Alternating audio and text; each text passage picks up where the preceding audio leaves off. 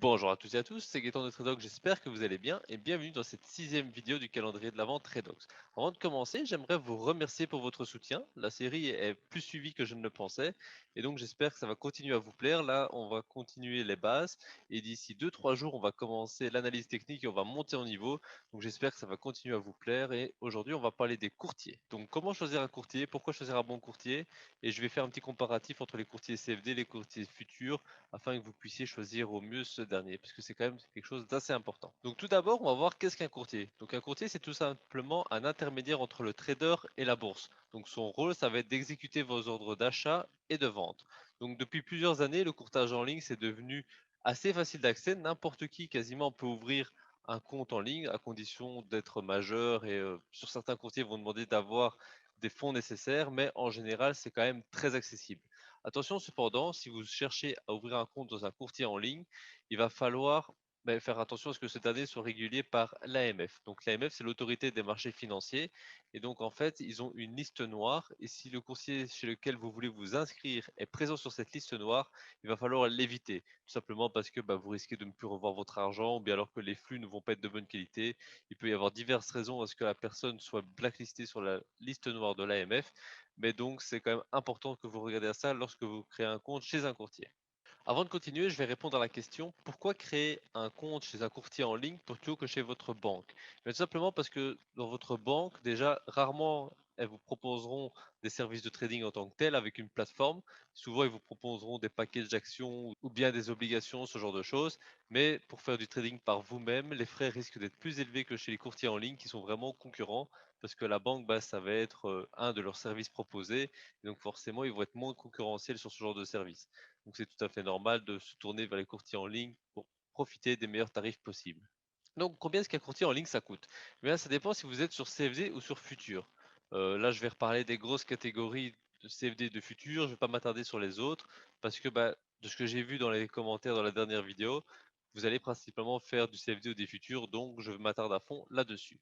Donc, un courtier CFD, qu'est-ce qu'il doit avoir? Il doit avoir un spread assez faible, donc c'est-à-dire la différence entre le bid et le ask, il doit être assez faible, tout simplement parce que à chaque fois que vous allez rentrer en position, vous allez commencer celle-ci dans le négatif. Donc si par exemple vous travaillez comme je le fais le DAX, vous allez commencer votre position sur IG à moins 1,2 points.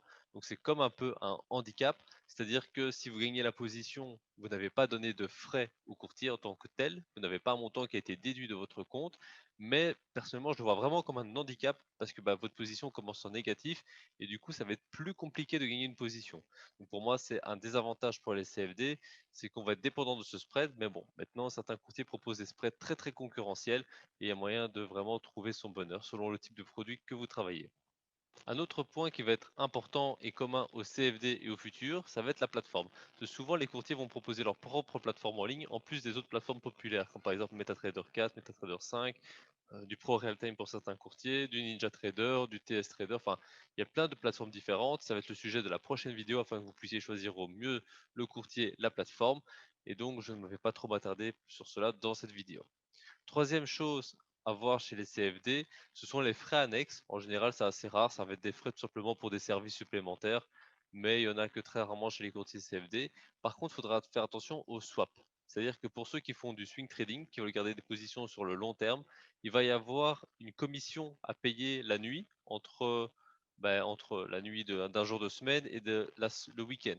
Donc cette commission va varier d'un courtier à l'autre. Ça va être important de regarder à combien s'élève ce swap parce que si vous faites des positions sur 3 mois et que il faut que 300 points gagnés pour payer votre frais, c'est pas très intéressant. Donc c'est pour ça qu'il faut vraiment regarder à ça.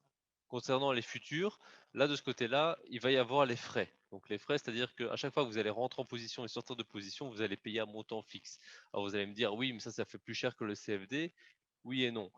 Tout simplement parce que sur futur, votre position, vous la commencez à zéro. Vous n'avez pas ce spread d'handicap si vous rentrez sur le bon bid ou le bon ask. Donc si on fait le calcul sur Futur, ça va vous coûter moins cher. Le deuxième point sur Futur, comme sur CFD, c'est la plateforme. Parfois elle est gratuite, parfois elle est payante. Souvent, il y en a une de base qui est gratuite, puis il y en a d'autres qui sont parfois payantes selon les services proposés. Les flux sont payants sur Futur, c'est-à-dire que si vous voulez travailler par exemple les indices, comme par exemple le Dow Jones vous allez devoir payer les flux américains. Alors selon que vous prenez le Dow Jones, le Nasdaq, le S&P, vous devez payer à New York ou à Chicago, mais ça tout passe par votre courtier. Donc en gros, ils vous font des packages en général. Vous devez payer un tel montant mensuel pour avoir accès au flux. Donc ça, c'est un frais en plus par rapport au CFD, mais c'est normal parce que le CFD, lui, bah, il fait que retranscrire les cours. Le futur, vous travaillez directement sur la bourse, donc c'est plus sérieux, mais évidemment, ça se paye. Le dernier point, ça va être comme pour le CFD, les frais annexes, si vous avez des services supplémentaires, ou bien alors les frais de garde pour garder les positions sur le long terme. Donc vraiment attention à ça si vous faites du swing trading. Le dernier point que je voulais voir avec vous dans cette vidéo, c'est la réputation. Donc la réputation d'un courtier, voilà, ça va dépendre de plusieurs choses. La localisation de ce dernier, ça va être important, parce que souvent, les courtiers qui sont basés dans les grosses villes, les gros pays comme par exemple Paris en France, Londres en Angleterre, en Allemagne, etc., ils ont plus de chances d'être régulés. Donc ça, vous pouvez toujours checker sur l'AMF. Ça se peut qu'il y en ait qui ne soient pas régulés, mais en général, ils font pas long feu.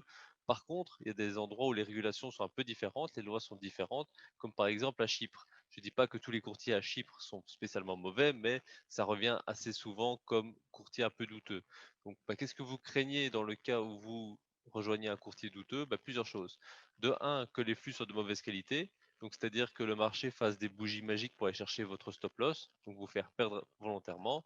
Qu'est-ce que ça peut faire d'autre? Ben, tout simplement, ne pas revoir votre argent. Vous n'avez pas de garantie au capital. Un bon courtier doit vous assurer une garantie au capital. Donc, qu'est-ce que ça veut dire? Ça veut dire que votre argent est protégé. Si par exemple le courtier fait faillite, il faut que vous ayez un moyen de récupérer votre argent. Je sais que les gros courtiers, comme par exemple Interactive Broker, ont une garantie assez conséquente sur le capital, donc vous pouvez y aller, par exemple.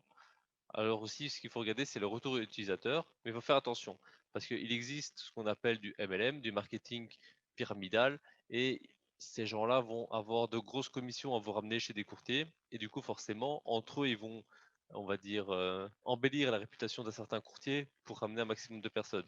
Donc les retours utilisateurs, c'est important, ça permet de se faire un avis, mais il faut avoir un certain recul par rapport à ça, et voir quelle personne nous parle de ça. Par exemple, si c'est quelqu'un que vous savez qu'il a des commissions chez un courtier, eh bien, il va peut-être être moins objectif que quelqu'un qui est juste client chez ce courtier.